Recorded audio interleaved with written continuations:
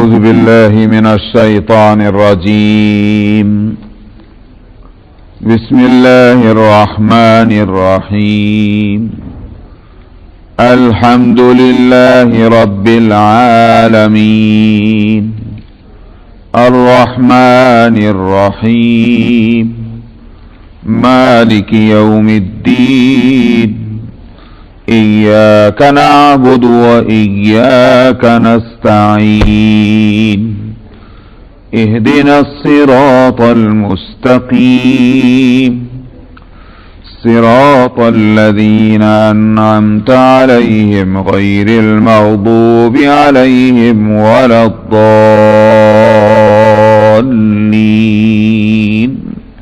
آمین. گزشتہ ہفتے میں استعاذہ اور بسم اللہ یعنی اعوذ باللہ اور بسم اللہ کے تعلق سے چیزیں بتلا رہا تھا، اور حاصل یہ تھا کہ تلاوت قرآن کی ابتدا میں اعوذ باللہ اور سورت کی ابتدا میں بسم اللہ. سورت کی ابتدا چاہے ابتدائے تلاوت میں ہو یا درمیان تلاوت میں ہو. البتہ سورہ برات جو 10ویں سپارے میں ہے، سورہ توبہ بھی اس کا نام ہے، اس کے تعلق سے یہ ہے کہ اس کے شروع میں بسم اللہ نہیں ہے. اس کے جو معنی عوام میں لیے گئے ہیں کہ وہاں جیسے بسم اللہ پڑھنا کوئی گناہ کی بات ہے، ایسا کوئی بات نہیں ہے. جیسے بسم اللہ پڑھنا جو ہوگا تو وہ غلط ہو جائے گا. بات اصل یہ ہے کہ اس سورت کے سے پہلے جس طرح اور سورتوں کے شروع میں بسم اللہ پڑھی جاتی تھی، اس طرح اس سورت کے شروع میں بسم اللہ کا پڑھنا ثابت نہیں. اس لیے یہ اختلاف ہے کہ آیا سورہ توبہ مستقل ایک سورت ہے یا سورہ انفال ہی کا کنٹینیویشن ہے جو اس سے پہلے کی سورت ہے. اس واسطے اس کے شروع میں بسم اللہ نہیں ہے، جس کے معنی یہ ہے کہ جب وہ سورہ برات کو ہم شروع کر رہے ہیں درمیان تلاوت میں، تب تو بسم اللہ نہیں پڑھی جائے گی. لیکن اگر تلاوت وہیں سے شروع کر رہے ہیں مثلا، تو جس طرح سے اور کسی رکوع سے کسی آیت سے پڑھنے میں بسم اللہ کا پڑھنا بہت اچھا ہے، ایسی وہاں سے بھی پڑھنا اچھا ہے. لیکن اگر وہ درمیان تلاوت میں آ جائے تو پھر بسم اللہ نہ پڑھی جائے، کیونکہ وہ سورت کا ہونا اس کا متعین طور پر ثابت نہیں، اگرچہ زیادہ خیال یہی ہے کہ وہ مستقل سورت ہے، اسی لیے اس سورت کا نام سورہ توبہ بھی ہے، سورہ برات بھی ہے. تو اس لحاظ سے کہا جا سکتا ہے کہ قرآن حکیم میں 114 صورتیں ہیں، مگر بسم اللہ جو ہے وہ 113 صورتوں کے شروع میں ہے. یہ ایک بات سمجھی جائے گی. ویسے تو درمیان صورت میں سورہ نمل کے اندر بسم اللہ ہے، وہ درمیان صورت میں آئی ہے، جو جہاں ملکہ سبا کا قصہ ہے سلیمان علیہ السلام کا. فلما کیا ہے انہو من سلیمان و انہو بسم اللہ الرحمن الرحیم، تو اس نے وہاں کے ملکہ نے لوگوں کو اطلاع دی کہ میرے پاس ایک خط آیا ہے بڑا عجیب، اوقی علی من کتاب کریم، بڑا عزت والا بڑا عظیم الشان خط میرے پاس آیا ہے. اور اس کا عظیم الشان ہونا جو ہے اس کے مضمون کے لحاظ سے بھی اور آنے کے طریقے کے لحاظ سے بھی. آنے کا طریقہ تو یہ ہے کہ کوئی آدمی لے کر نہیں آیا، ایک پرندہ جو ہے وہ لایا، اور لا کر کے باقاعدہ اس نے وہ خط ڈالا. اور پھر عجیب بات یہ بھی دیکھیے آپ، پرندوں سے پیغام رسانی کا کام جو ہے وہ پہلے لیا جاتا رہا، مگر اس کے لیے ایک ہی پرندہ اس کام کے لیے استعمال ہوا، وہ ہے کبوتر. کبوتروں سے پیغام رسانی کا ابھی بھی میسور میں جو ان کا سلطان ٹیپو کا جہاں وہ محل ہے برنداون میں، وہاں ابھی بھی وہ کبوتر خانہ بنا ہوا ہے جس میں وہ کبوتر رہتے تھے جو میسج لے کر جاتے تھے، پیغام رسانی کا کام کرتے تھے، میل لے جاتے تھے. تو کبوتر ایک ذریعہ سمجھے گئے ہیں، لیکن سلیمان علیہ الصلوۃ والسلام نے یہ کام کس سے لیا جس سے کبھی کسی نے یہ کام نہیں لیا؟ وہ ہدہد. ہدہد کے ایک چڑیا ہے، یہاں نہیں ہوتی، اپنے ہندوستان میں بہت ہوتی، تو اس سے وہ کام لیا اور پیغام بھیجا. ایک تو یہ کہ آنے کا طریقہ، راستہ جو ہے وہ بڑا تعجب خیز ہے، اور دوسرے مضمون خط کا. چنانچہ مضمون کی طرف اس نے کہا انہو من سلیمان وانہو بسم اللہ الرحمن الرحیم. تو سلیمان کی طرف سے ہے، اور سلیمان ایک بادشاہ ہے. اور پھر یہ کہ ابتدا خط کی جو ہے، جو عام طریقہ ہے اس سے بالکل مختلف، بسم اللہ الرحمن الرحیم سے شروع کیا گیا. تو بہرحال ایک بسم اللہ وہاں آئی ہے. تو ویسے 114 جگہ تو ہیں، مگر وہ 113 صورتوں کے شروع میں ہے، اور ایک صورت میں اس طرح سے 2 دفعہ آ گیا. ایک مسئلہ تو یہ صاف ہو گیا. اب ہم اور باتیں جو آئیں گی تو انشاءاللہ جیسے جیسے کبھی درمیان میں آتی بھی رہتی ہیں میں بتاتا رہتا ہوں. البتہ ایک چیز یہ ہے کہ آپ نے سنا ہوگا جب تلاوت ختم ہوتی ہے، بعض لوگوں کو سنا ہوگا کہ صدق اللہ العظیم. یہ چیز کوئی سنت سے تو نہیں ثابت ہے، لیکن بزرگوں نے بعد کے اس بات کو کہا کہ بھئی قرآن کی عظمت اور احترام کے مطابق ہے، لہذا کہہ لینے میں کوئی رج نہیں، بہت اچھا ہے. اس کے ایمان میں نے اس لیے یہ بات بتلائی کہ اگر کوئی نہ پڑھے تو اس سے لڑنے نہ بیٹھ جائیں کہ بھائی تو نے کیوں صدق اللہ چھوڑ دی، اور جو پڑھ رہا ہو تو اس سے بھی نہ لڑیں کہ تو نے کیوں پڑھ دی. اس لیے وہ چیز اگرچہ سنت سے نہیں ثابت، مگر بزرگوں نے کہا کہ بھئی اس سے قرآن کی عظمت، اللہ سبحانہ و تعالیٰ کی عظمت وہ اس سے ظاہر ہوتی ہے، تو لہٰذا اس میں کوئی حرج نہیں ہے. تو وہ قرآن کا جز نہیں ہے. جیسے کہ اعوذ باللہ بھی قرآن شریف کا اس لحاظ سے جز نہیں ہے کہ آپ جب تلاوت شروع کریں تو اعوذ باللہ پڑھیں تو اب قرآن ہو گیا، وہ قرآن نہیں ہے.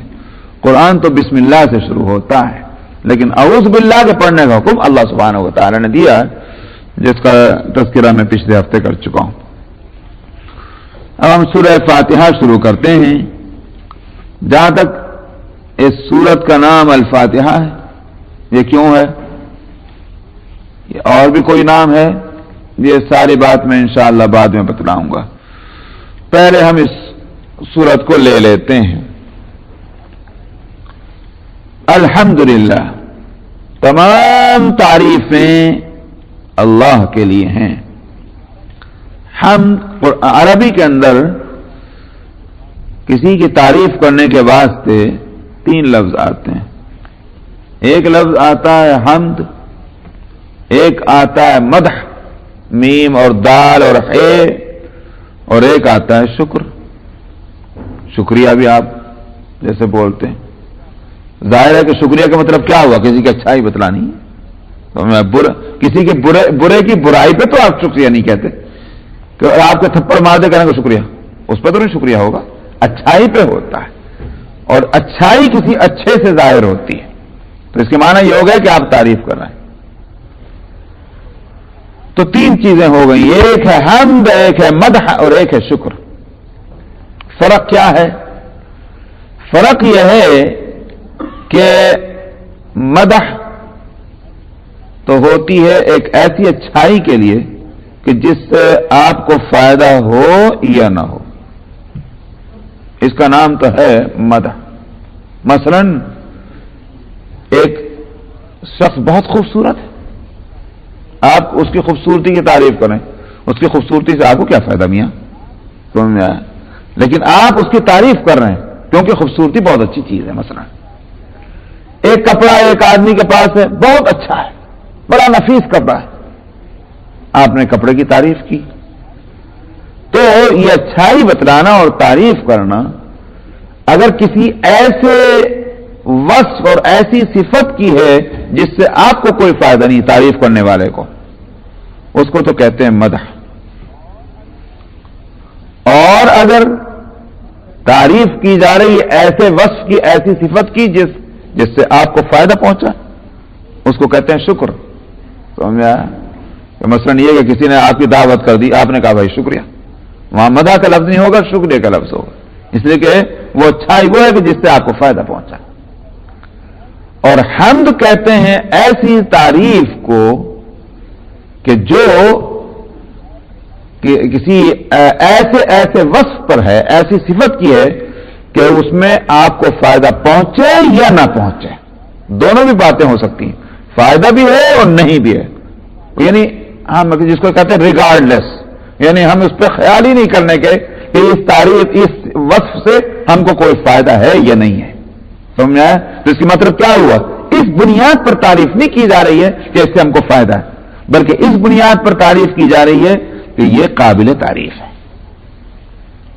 ایک اور قید بھی ہے، اور وہ یہ کہ وہ وصف اس کا اختیاری ہو، اپنے اختیار کا ہو. مثلا میں نے جیسے کہا تھا کسی شخص کی خوبصورتی کی تعریف کر رہے ہیں، وہاں حمد نہیں بولیں گے، وہاں مدح بولیں گے، کیونکہ وہ خوبی جو ہے وہ اس کے اپنے اختیار کی نہیں ہے.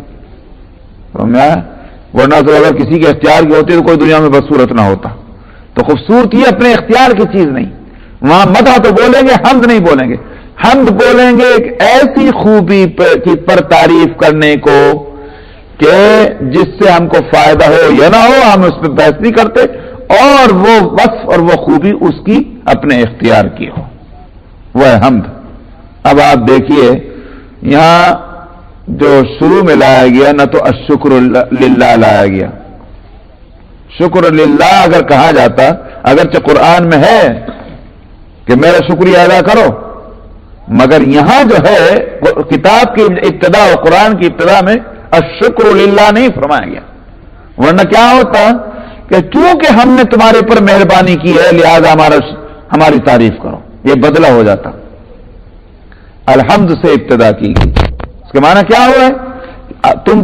تم اگر نہیں بھی تعریف کرو گے، اللہ پھر بھی قابل تعریف ہے. ہم نے تمہارے پر کوئی مہربانی کی یا نہیں کی، اس کا لحاظ کیے بغیر تم کو ہماری تعریف کرنی، اس لیے کہ ہم قابل تعریف ہیں، اور ہماری ان صفتوں کی وجہ سے تم کو تعریف کرنی ہے جو صفتیں، خوبیاں، کمالات، اچھائیاں ہمارے اپنے اختیار کی ہیں، کسی اور کی دی ہوئی نہیں ہے. اس لیے یاد رکھیے مدح بھی دوسروں کی ہو سکتی ہے، شکر بھی ہو سکتا ہے ہر ایک کا، حمد صرف اللہ کی ہوگی. کیوں؟ اس لیے کہ کمالات اختیاری کسی کے اندر نہیں ہے، تو وہ صرف اللہ کے اندر ہے. ورنہ تو ہم اور آپ اپنی خوبیوں کے اندر بے اختیار ہیں. اللہ میں نے دے دی، جو اچھائیاں دے دی وہ ہیں، جو نہیں دی مثلا نہیں.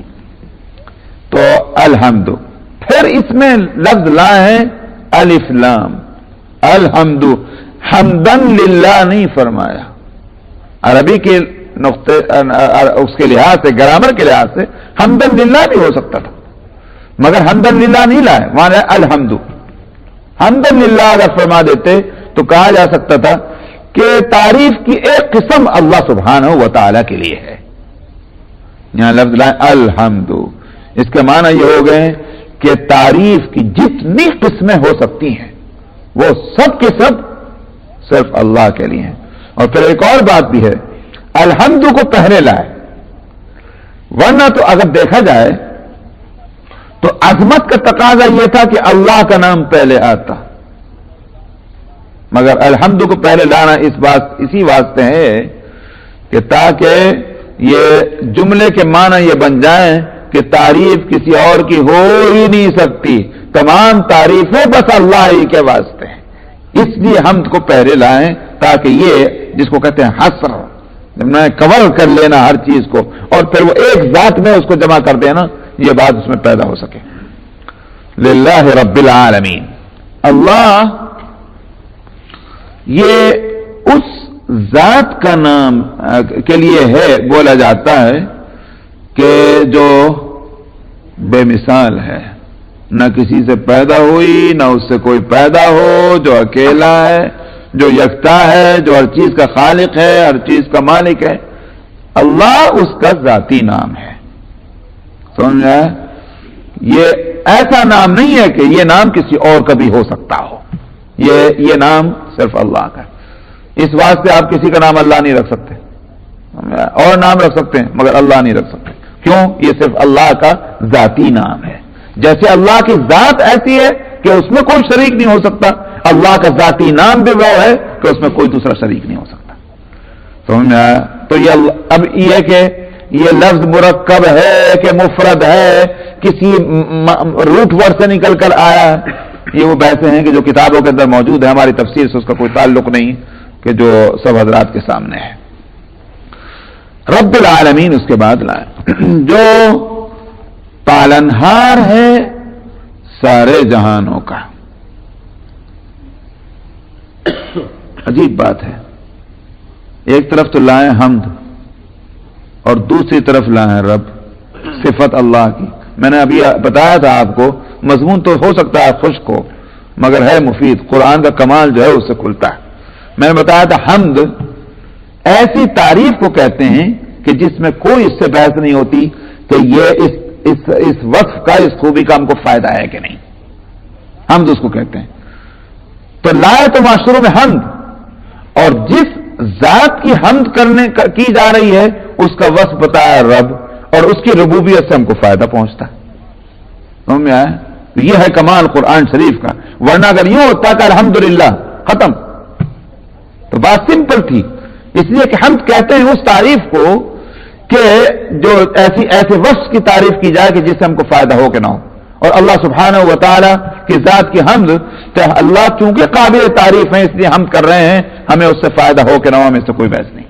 لیکن رب العالمین اس کے بعد لائیں تو اس سے اس طرف اشارہ ہے کہ حمد بھی کرنی ہے, اور اس لیے کرنی ہے, اس لحاظ سے کرنی ہے کہ وہ رب ہے. رب کیا ہے؟ رب کے معنی کیا ہے؟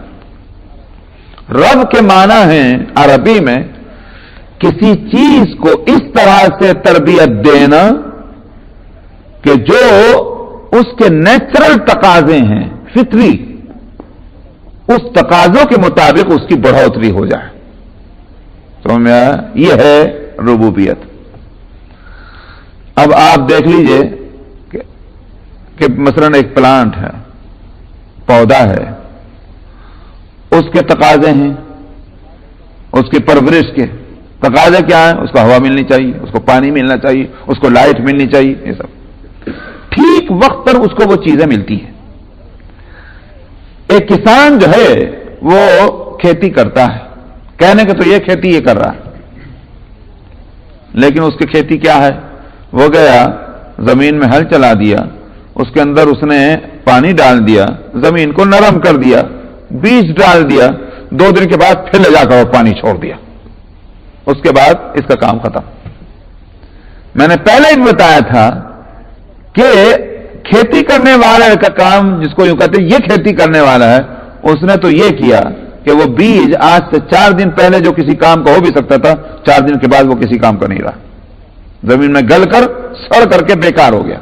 اگر وہ پھر ارادہ کرے کہ بھائی میں تو نکال کے لا رہا اپنے بیج کو, اس کھیت میں نہیں اس کھیت میں بہوں گا, اب اس کو کچھ ہاتھ نہیں آتا, بالکل بیکار ہو گیا.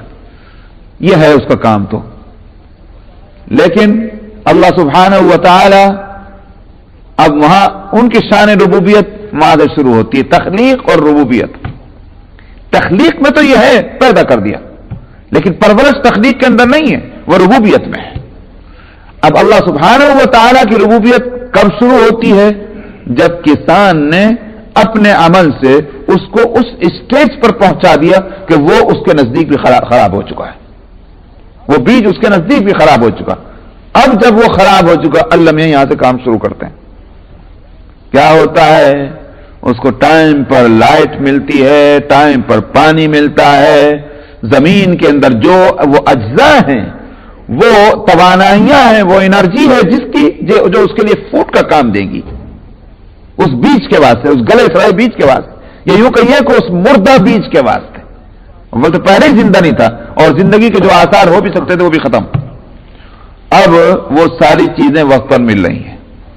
اب کسان دیکھتا ہے 3 دن 4 دن کے بعد اس میں سے ایک کونپر پڑتی ہے, وہ بہت خوش ہوتا ہے. ایسا خوش ہوتا ہے جیسے معلوم ہوتا ہے کہ واقعی اسی نے سارا کام کیا ہے. سمجھا ہے؟ یہ سارے میری محنت کا کیا درا ہے. حالانکہ اس نے کچھ نہیں کیا, اس نے تو ستیاناش کر دیا اس بیج کا جو اس کے ہاتھ میں تھا, اس کے تھیلیوں کے اندر تھا. لیکن اللہ سبحانہ و تعالیٰ نے یہاں سے کام کو شروع کیا جہاں اس کا کام بگڑا. اور پھر اس کے بعد اب آپ دیکھتے ہیں کہ یہ نہیں ہے کہ اب وہ ہرا ہونا ہے تو چلا جا رہا چھت تک, نہیں, اس کا ایک سائز مقرر ہے.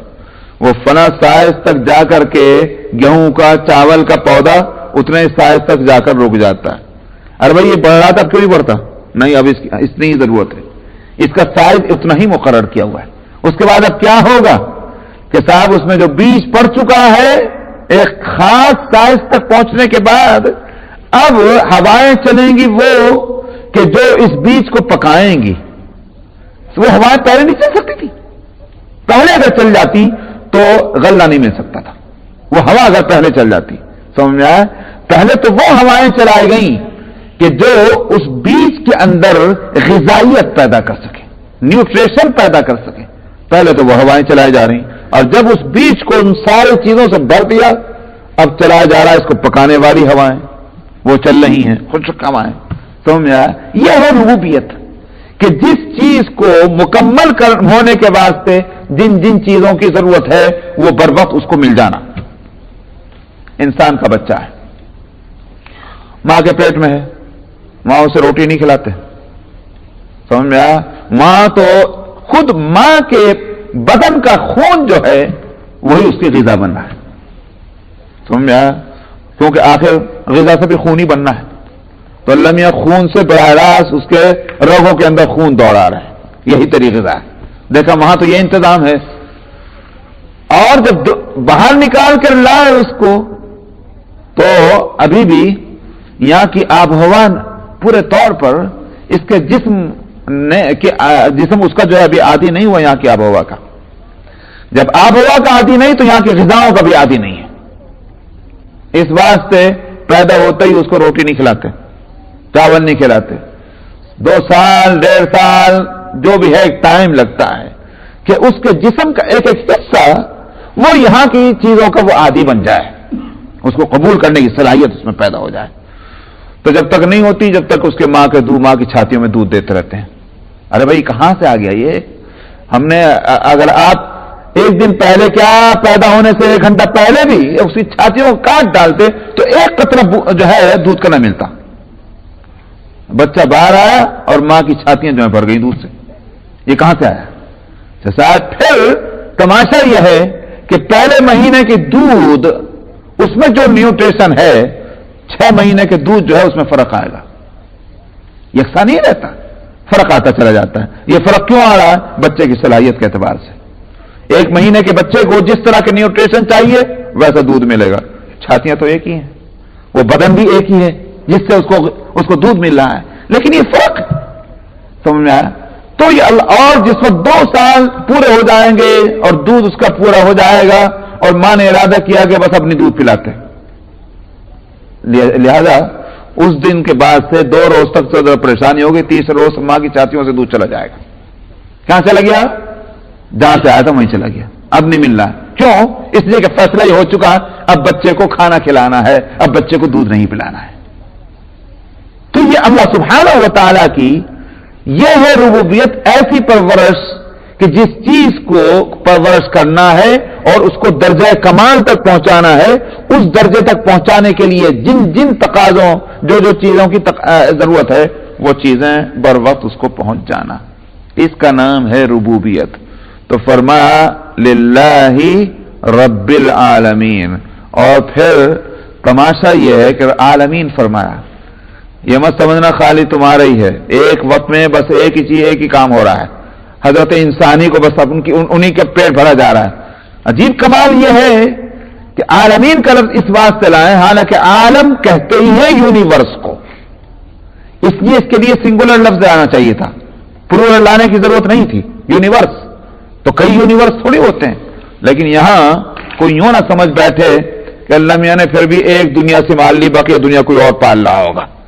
عالمین کا لفظ لائے پلورل, کہ جتنے بھی جہان ہو سکتے ہوں اور جہانوں کی جو تعریف بھی تم کر سکتے ہو, چاہے تم پلانٹس کی لحاظ سے چلو, یہ پلانٹ وہ پلانٹ وہ پلانٹ, یا تم مخلوقات کے لحاظ سے کہو کہ انسانوں کی الگ ایک عالم ہے، گھوڑوں کا الگ ہے، گدھوں کا الگ ہے، کتوں کا الگ ہے، بلیوں کا الگ ہے، درختوں کا الگ ہے، پتھروں کا الگ ہے، جو بھی ہے یہ ایک ہر ایک چیز کا الگ ایک عالم، جنات کا الگ ہے، فرشتوں کا الگ ہے، یہ ساری مخلوقات کو، ہر ایک مخلوق کو الگ الگ عالم کہہ لو۔ اللہ سب کے رب ہے، اور کوئی کھچڑی نہیں پک رہی کہ اس کی روٹی اس کو دے دی، اس کی گھاس اس کو کھلا دی، سمجھا اس کا دودھ اس کو پلا دیا، یہ سب کچھ نہیں۔ جس کا ہے وہ اسی کو پہنچنا ہے۔ نباتات کو کیا چیز چاہیے وہ اس کو ملے گی، جمادات کو کیا چیز چاہیے وہ ان کو ملے گی، حیوانات کو کیا چیز چاہیے وہ ان کو ملے گی، انسانوں کو کیا چیز چاہیے وہ ان کو ملے گی، جنات کو کیا چاہیے وہ ان کو ملے گا۔ یہ ہے رب العالمین کی بات۔ تو اب ایسی ذات تو قابل تعریف ہونی ہی چاہیے، جو دنیا کا پیٹ پال رہی ہے اس کی تعریف نہ کریں تو پھر کس کی کرنے جائیں گے؟ تو حاصل یہ ہوا کہ ایک آیت میں حقیقت تو یہ ہے کہ اللہ کا تعارف بھی کرا دیا، انٹروڈکشن بھی کرا دیا، اور اگر اس کو اس ایک لفظ، اس ایک آیت کے ایک لفظ کو سمجھ کر پڑھا جائے تو خود اللہ کا ہم سے کیا مطالبہ ہے یا اس کا ہمارے اوپر کیا حق ہے وہ سمجھ ہی کھل جاتا ہے، آگے جانے کی ضرورت ہی نہیں پڑتی۔ آگے جائیے بھی تو اور تفصیل معلوم ہوگی، لیکن ایک ہی آیت نے سارا عقدہ کھول دیا، الحمدللہ رب العالمین۔ اس کے بعد مزید الرحمن الرحیم۔ پھر اگرچہ ربوبیت رب کے اندر خود بخود ایک معنی عربی کے لحاظ سے موجود ہیں، اور وہ یہ کہ وہ جو پرورش کر رہا ہے اس پرورش کرنے کی وجہ اس کی شفقت، اس کی عنایت، اس کی مہربانی ہے۔ کسی کے مارے پیٹے سے نہیں کر رہا ہے کہ کوئی جناب اس کو ڈیوٹی پر لگا دیا، نوکری پر لگا دیا اور اس کی مجبوری کی وجہ سے وہ پرورش کر رہے ہیں، ایسا کوئی نہیں۔ تو رب کی ربوبیت کے اندر اسی بات سے اماں کو جو ہے رب نہیں کہا جاتا، اسی بات سے ابا کو رب نہیں کہا جاتا، سمجھنا ہے؟ اسی بات سے جو ہے فیکٹری کا جو باس ہے اس کو بھی رب نہیں کہا جاتا، کیوں؟ اور اگر کہیں گے بھی تو پھر کوئی نہ کوئی اس کے ساتھ ایڈ کر کے لفظ لائیں گے۔ مثلا آپ کہیں گے رب المال، مال والا، آپ کہیں گے رب الدار، گھر والا، آپ کہیں گے رب المصنع، فیکٹری والا، لیکن خالی رب نہیں کہہ سکتے۔ خالی رب تو ایک ہی ذات ہے، سمجھ میں آیا؟ کہ جو ہر چیز کی پرورش کر رہی ہے، ہر چیز جو ہے وہ اس کا وہ آنر ہے۔ آگے فرماتے الرحمن۔ تو میں نے کہا کہ رب کے لفظ کے اندر خود شفقت اور محبت موجود ہے، مگر مزید وضاحت کے واسطے ہمارے ذہنوں کو مزید متوجہ کرنے کے لیے فرمایا وہ ذات ہے کہ جو الرحمن ہے اور الرحیم ہے۔ ان دونوں لفظوں کا مادہ ہے رحم، مہربانی، جس کو آپ کہیں گے بلیسنگ، مرسی، جو بھی آپ کہیے انگلش کے اندر، مہربانی اس کا ترجمہ ہے رحم کا۔ لیکن یہ الرحمن اور رحیم دو لفظ لائے ہیں، یہ دونوں سپر فارم ہیں اور وزن دونوں کے الگ الگ ہیں۔ آپ دیکھ رہے ہیں الرحمن اور طرح پڑھا جاتا ہے، الرحیم اور طرح سے، دونوں کچھ فرق ہوگا، فرق ہے، ہیں دونوں سپر فارم۔ دیکھیے آپ عربی کا کمال، یہ خوبی آپ کو کسی اور زبان میں نہیں ملے گی، دونوں سپر فارم ہیں مگر دونوں میں فرق ہے۔ الرحمن کے اندر تو کے معنی تو یہ ہیں کہ رحمت عام ہے،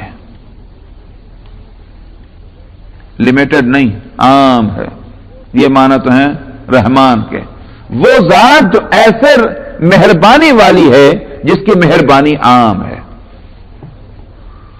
اور الرحیم کے اندر جو سپر فارم ہے مہربانی کے معنی کے، اس میں معنی ہوں گے کامل ہے، یعنی اس کی مہربانی مکمل ہے، اس میں کوئی نقصان نہیں ہے۔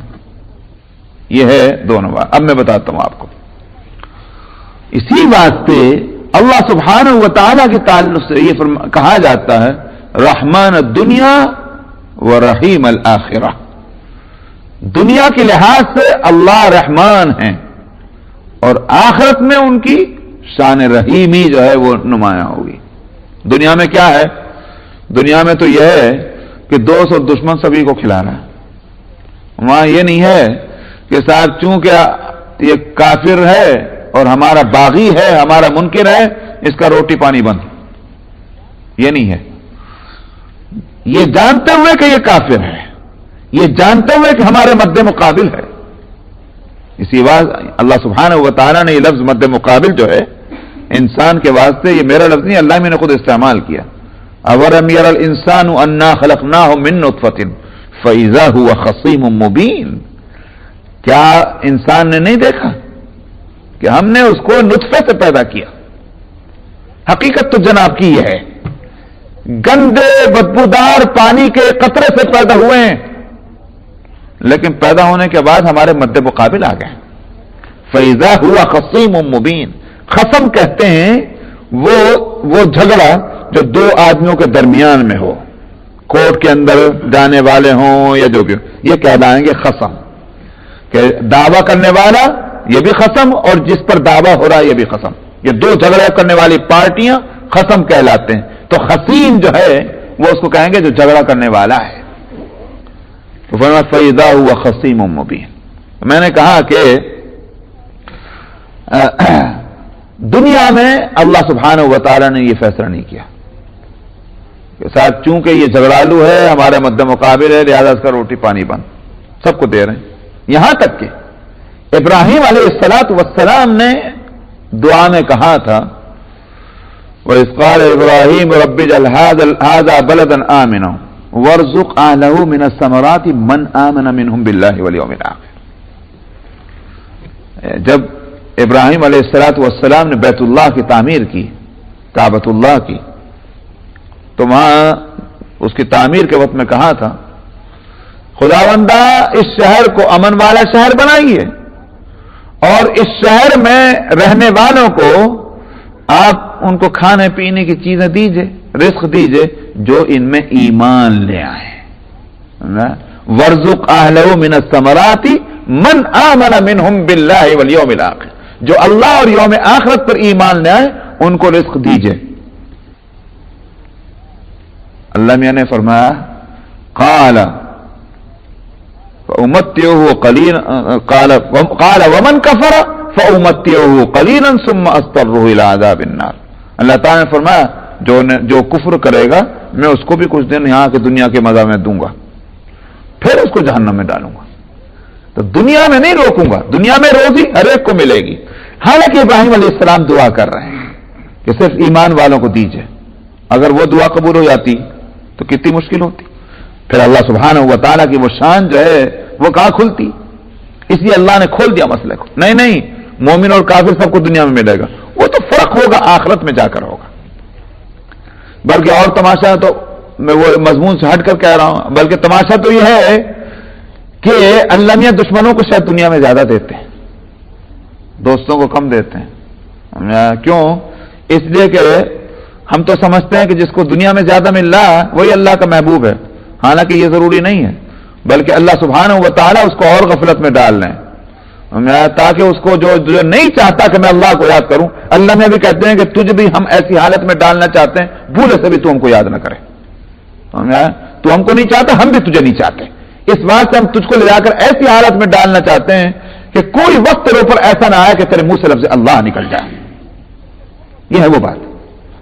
اور مومن کے اوپر وہ وقت لائے گئے ہیں کہ وہ خائی نہ خائی اللہ کو یاد کرے. یہ ہے وہ مصیبتوں کا اور آفتوں کے جو ہے حکمت. اسی واسطے بزرگوں کے ہاں تو جن میں یہ صبر کا وصف زیادہ غالب رہا ہے اور صبر کی حقیقتیں ان پہ کھلی ہیں، ان کے حالات میں تو یہ ہے کہ جس روز کوئی آفت نہیں آتی اس روز بہت پریشان ہو جاتے تھے. معلوم ہوتا ہے کہ میاں کی نظر پھری ہوئی ہے، آج کوئی مصیبت نہیں آئی ہے تو ہم آیا تو معلوم ہوتا ہے کہ کچھ آج مہربانی میں کمی آ رہی ہے. کیوں؟ اس لیے کہ وہ سمجھتے تھے کہ یہ جو آفت آنے کے معنی کیا ہے. آفت آنے کے معنی یہ ہے کہ ہم ادھر متوجہ ہوں گے، ہم صبر کریں گے، ہمارا درجہ بڑھے گا. تو دنیا میں اللہ سبحانہ و تعالی کی رحمت عام ہے ہر ایک کے لیے. آخرت میں کیا ہوگا؟ آخرت میں ہر ایک کو تو نہیں ملنے کی رحمت، مگر جس کو ملے گی مکمل ملے گی، یہ وہاں ہوگا. تو دنیا میں نہیں ہے. یہ دنیا میں تو یہ ہے کہ رحمت بھی ہے زحمت بھی ہے. ان مع العسر یسرا ان مع العسر یسرا، تنگی بھی ہے اور آسانی بھی ہے، دونوں ساتھ ساتھ. وہ جو کسی نے کہا، کسی عربی کے شاعر نے، الم تر ان الصبر والشکر الم تر ان الصبر والشکر توأم وانہما ذخران فی العسر والیسر. اصل میں صبر اور شکر دونوں جو ہیں یہ کیا ہے، وہ جڑواں بچے ہیں. کیوں؟ اس واسطے کہ صبر کا تعلق جو ہے وہ مصیبت سے ہے، شکر کا تعلق نعمت سے ہے. تو نعمت اور مصیبت چونکہ دونوں کے دونوں یہ جڑواں بچے کی طرح ہے، ساتھ ساتھ، اس واسطے صبر اور شکر بھی ساتھ ساتھ ہیں. تو حاصل یہ ہوا کہ دنیا میں کوئی نعمت ایسی نہیں کہ جس میں زحمت نہ ہو، اور کوئی زحمت ایسی نہیں کہ جس میں نعمت نہ ہو. آخرت میں کیا ہوگا؟ دونوں کو چھانٹ دیں گے. وہاں جہاں نعمت ہے زحمت نہیں، اور جہاں زحمت ہے وہاں نعمت نہیں. جہنم تو وہ جگہ ہوگی جہاں مصیبت ہی مصیبت، زحمت ہی زحمت، تکلیف ہی تکلیف، اور وہاں راحت نام کی کوئی چیز نہیں. وہ کہیں گے پیاس ہے، پیاس لگی، پیاس لگی، مر گیا ہمارے حالت. ان کا پانی چاہیے، جی ہاں جی ہاں جی ہاں. کیا پلایا جائے گا؟ ان کو کچلہو پلایا جائے گا. وہ جو زخموں کے اندر سے نکلنے والا پانی ہوتا ہے، وہ پانی ان کو پلایا جائے گا. تو پانی پلایا تو جا رہا ہے، گلے کو تر تو کیا جا رہا ہے، مگر اس طرح کہ جو گلے کو پھاڑ دے. اگر پانی پلا دیا جاتا تو اس کے معنی یہ ہے کہ زحمت کے ساتھ رحمت موجود ہے، نعمت موجود ہے. مگر وہ جہنم تو وہ جگہ ہے کہ جہاں مصیبت ہی مصیبت ہوگی، نعمت نام کی کوئی چیز نہیں ہوگی. اور آخرت میں کیا ہوگا؟ وہ اس میں جنت میں نعمتیں ہی نعمتیں ہوں گی، وہاں زحمت نام کی کوئی چیز نہیں ہوگی. بالکل. وَلَكُمْ فِيهَا مَا تَشْتَهِي أَنفُسُكُمْ وَلَكُمْ فِيهَا مَا تَدَّعُونَ. وہاں تو جس چیز کی خواہش کرو گے، وہاں کوئی مصیبت کی خواہش کرے گا کوئی؟ سمجھ میں آیا؟ کون پاگل ہوگا کہ وہاں کہے گا اللہ میں سے، اللہ میں بخار ہو جائے مجھے تو، سمجھ میں، اللہ میں میرے تو ٹانگ ٹوٹ جائے. کون کہے گا؟ وہاں کوئی مصیبت کو نہیں چاہے گا. تو اس واسطے وہاں جو نعمت بھی انسان چاہے گا وہی نعمت ملنے والی، من پسند نعمت ہے. تو وہاں جب نعمت کسی کو ملے گی مکمل نعمت مل جائے گی. اسی واسطے کہا گیا خالدین فیہا ابدا. اس واسطے کہ جناب والا بہت ساری نعمتیں ہوں مگر ایک دن کے واسطے ہو. میں تو ایک دن کی تو بادشاہت بھی کسی کام کی نہیں. اور پیٹ بھر روٹی ملے اور زندگی بھر ملے وہ کہیں اچھی ہے کہ نہیں ہے. اس واسطے یہ نہیں ہے کہ ساتھ جنت ایک دن کی ہے. خالدین فیہا. ایک صاحب نے سوال کیا تھا، عجیب عجیب تماشے ہیں. لوگ قرآن کی نقطوں کو سمجھتے نہیں، تو پھر مگر اپنے دماغ سے دوسری باتیں غلط نکالتے ہیں. کہنے لگے اللہ میاں نے کہیں بھی قرآن شریف میں جہنم کے تعلق سے یوں نہیں فرمایا کہ خالدین فیہا ابدا، ابدا نہیں کہا، خالدین فیہا کہا. لیکن جہاں جنت کا تذکرہ ہے وہاں کہا گیا خالدین فیہا ابدا. تو میں نے کہا اس سے کیا سمجھے آپ؟ تو کہنے کہ اس سے یہ سمجھ میں آتا ہے، صاحب یہ کہہ رہے تھے کہ جہنم میں ہمیشہ ہمیشہ نہیں رہیں گے، بہت دن تک رہیں گے پھر نکال دیں گے ان کو. میں نے کہا جن صاحب نے کہا وہ بیوقوف ہیں. اگر ان کو اتنا ہی شوق ہے کی مہربانی ہے کہ کافروں کو جہنم سے نکال کر جنت میں بھیجنا چاہیں، کوشش کر کے دیکھ لیں. میں نے کہا یہ معنی نہیں بھائی، خالدینہ کے معنی خود ہمیشہ کے ہیں، اور کوئی ضرورت ہی نہیں تھی کسی اور لفظ کی. خلود کہتے ہی ہیں ہمیشہ کو، تو ہمیشہ رہیں گے وہاں جہنم کے اندر. اور اس کو اسی واسطے ایک اور جگہ فرمایا گیا کہ اگر اونٹ سوئی کے ناکے کے اندر سے نکل سکتا ہے تو وہ بھی جہنم کے سے نکل سکتے ہیں. اب اونٹ تو سوئی کے ناکے سے نکل نہیں سکتا. حتی یلج الجمل فی سم الخیاط. اونٹ تو سوئی کے ناکے کے اندر سے نکل نہیں جا سکتا، کیونکہ یہ جیسے یہ ناممکن، ایسے ہی جہنم میں جانے والے کافر کا جہنم سے نکل جانا ناممکن. اللہ میں نے صاف فرما دیا. تب کہیں کو اپنے دماغ میں یہ باتیں نکالنا. خالدین فیہا کے معنی ہمیشہ ہی کہیں، مگر میں نے کہا کہ جنت والوں کے واسطے لفظ لائیں خالدین فیہا بھی اور ابدا بھی، دو لفظ لائیں تاکید کے واسطے. کیوں؟ اس واسطے کہ نعمت کسی کو ملے اسے ڈر لگ رہتا ہے کہیں چھوٹ نہ جائے، کہیں چھوٹ نہ جائے، کہیں ایسا میں محروم ہو جاؤں، کوئی لے بھاگے. اس واسطے وہاں مزید اطمینان کے واسطے کہ پورا اطمینان ہو جائے کہ یہ ہمیشہ ہمیشہ رہے گی، کبھی تم اس سے محروم نہ ہوگے. ورنہ پھر وہ نعمت کس کام کی جو آج ہے اور کل نہیں ہے. سمجھ میں آیا؟ یہ ہے وہ بات. اس لیے فیہا ابدا لا ہے. تو دنیا کے لحاظ سے میں نے کہا اللہ کی شان رحمانی نمایاں ہے اور آخرت میں اللہ کی شان رحیمی نمایاں ہوگی. تو اللہ میں رحمت ہے اور دونوں طرح کی ہے. رحمت عام بھی ہے, رحمت کامل بھی ہے. تو اس کے یہ معنی نہیں اللہ میاں کی رحمت دنیا میں کامل نہیں, یہ مطلب نہیں ہے. میں کہہ رہا اظہار کی بات ہے. یہاں عام رحمت کا اظہار ہے اور وہاں کامل رحمت کا اظہار ہے. اچھا صاحب, چونکہ عام رحمت کی بات ہے رحمان کے اندر, اسی واسطے کوئی دوسرا اللہ کے علاوہ رحمان ہو ہی نہیں سکتا. کون وہ ہے کہ جس کی مہربانی پوری دنیا کے اندر اس طرح سے ہو کوئی اس کی مہربانی سے چھٹا ہوا نہ ہو؟ ایسا کون ہو سکتا ہے؟ کوئی نہیں اللہ کے سوا.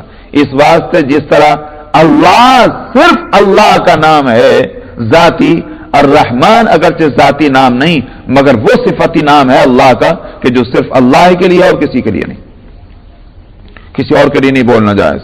اسی واسطے بات لوگ غلط کرتے ہیں. رحمان بھائی رحمان بھائی رحمان بھائی, غلط. رحمان بھائی نہیں بولنا چاہیے, جیسے کسی کو اللہ بھائی نہیں بول سکتے. سمجھ میں آیا؟ اللہ بھائی ایسے نہیں بولیں گے. اسی عبداللہ ہے مثلا, میرا نام عبداللہ ہے تو آپ مجھے عبداللہ ہی پکاریں گے, چاہے آپ تھکے ہوئے ہوں کہ تر و تازہ ہوں, آپ دو لفظ بولنا چاہتے ہوں کہ نہ بولنا چاہتے ہوں, عبداللہ ہی کہیں گے مجھے. یہ ہرگز نہیں ہوگا اس کو شارٹ کر کے آپ اللہ کہتے ہیں. اسی طرح سے عبد الرحمان ہے تو عبد الرحمان کہا جائے گا, عبد الرحمان بھائی نہیں کہہ سکتے, نہیں کہنا چاہیے, بالکل منع ہے. صراحتاً فقہاء نے منع کیا کیونکہ رحمان یہ وہ نام ہے جو صرف اللہ کے لیے ہے, اس لیے کہ معنی کے لحاظ سے وہ بات کسی اور کے اندر آ ہی نہیں سکتی. ہاں الرحیم کا جہاں تک تعلق ہے وہ ہو سکتا ہے. اسی واسطے اللہ میاں نبی خود الرحیم کا لفظ پیغمبر صلی اللہ علیہ وسلم کے لیے بولا ہے, لقد جاءکم رسول من انفسکم عزیز علیہ ما عنتم حریص علیکم بالمؤمنین رؤوف الرحیم. تو ان کے دو لفظ, اپنے دو نام نبی کریم صلی اللہ علیہ وسلم کے لیے استعمال فرمائے, رؤوف بھی اور رحیم بھی. تو رحیم آپ بول سکتے ہیں, اگرچہ وہاں بھی عبد الرحیم بولنا چاہیے, سمجھ میں ادب یہی ہے, ابدیت نمایاں ہو, لیکن رحیم بول سکتے ہیں, رؤوف بول سکتے ہیں, مگر رحمان کسی کو نہیں بول سکتے. اسی احتیاط کرنی چاہیے. انشاءاللہ بقیہ آئندہ ہفتے. آیت نمبر 4.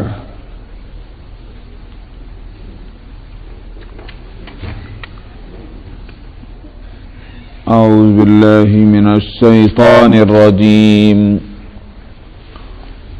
بسم اللہ الرحمن الرحیم. الحمد للہ رب العالمین الرحمن الرحیم مالک یوم الدین ایاک نعبد و ایاک نستعین اهدنا الصراط المستقیم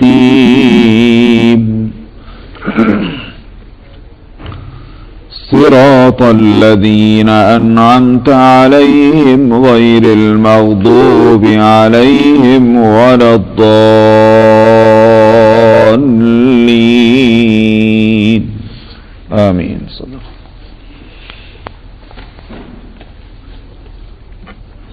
آیت نمبر 1, 2, 3 ان کے تعلق سے تو گزشتہ ہفتے میں بیان کر چکا ہوں.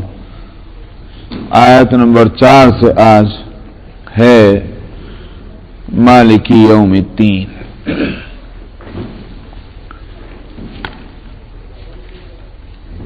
یہ آیت دو طرح سے پڑھی گئی ہے. آپ کو یہ بات معلوم ہے کہ قرآن شریف کو 7 قراءتوں سے پڑھنا ثابت ہے اور وہ ہر قراءت ان میں سے متواتر کہلاتی ہے, یعنی اس کا قرآن ہونے میں کوئی شک و شبہ نہیں. ان کو نمازوں کے اندر بھی پڑھا جا سکتا ہے اور نمازوں سے باہر بھی پڑھا جا سکتا ہے. ان 7 کے علاوہ 3 قرأتیں ایسی ہیں کہ ان کے اسٹڈی کرنا یا ان کو سیکھنا اور سکھلانا اس حد تک تو علماء اجازت دیتے ہیں، لیکن چونکہ وہ متواتر نہیں ہیں اس واسطے نہ ان کو قرآن سمجھا جا سکتا اور نہ نمازیں پڑھنے کی ان کی اجازت ہے۔ 7 قرأتیں وہ ہیں کہ جن کو یہ کہا جاتا ہے کہ یہ متواتر ہیں اور یہ قرآن ہے۔ پھر ان کے ہر ایک قرأت میں 2 راوی ہیں، بہت جزوی اختلاف ان 2 راویوں کے اندر بھی ہے۔ اگر اس طرح دیکھا جائے تو پھر 7 قرأتوں کی 14 روایتیں بن جاتی ہیں۔ ایک مشکل فن ہے وہ۔ دراصل عرب میں 7 مشہور قبیلے تھے، ٹرائبس، جن کی زبان عربی تھی اور ان کی زبان جو ہے وہ ہر ایک کی اسٹینڈرڈ کی زبان تھی، معیاری زبان تھی۔ کوئی اس بات کے لیے تیار نہیں تھا کہ یہ لفظ سن لے کہ ہماری زبان جو ہے وہ ذرا نیچی ہے دوسرے قبیلے کے مقابلے میں۔ تو آپ جانتے ہیں کہ وہ تو ناک پہ مکھی نہیں بیٹھنے دینا چاہتے تھے عرب کے لوگ، اتنی بات کے اوپر تو خون کی ندیاں بہہ جائیں۔ تو سب کی زبان جو ہے وہ معیاری تھی۔ ہندوستان میں ایک زمانہ تھا کہ لکھنؤ اور دلی والوں کا مقابلہ رہتا تھا اردو کے اندر۔ وہ کہتے تھے کہ ہم اسٹینڈرڈ کے اردو والے ہیں، وہ کہتے تھے ہم اسٹینڈرڈ کے اردو والے ہیں۔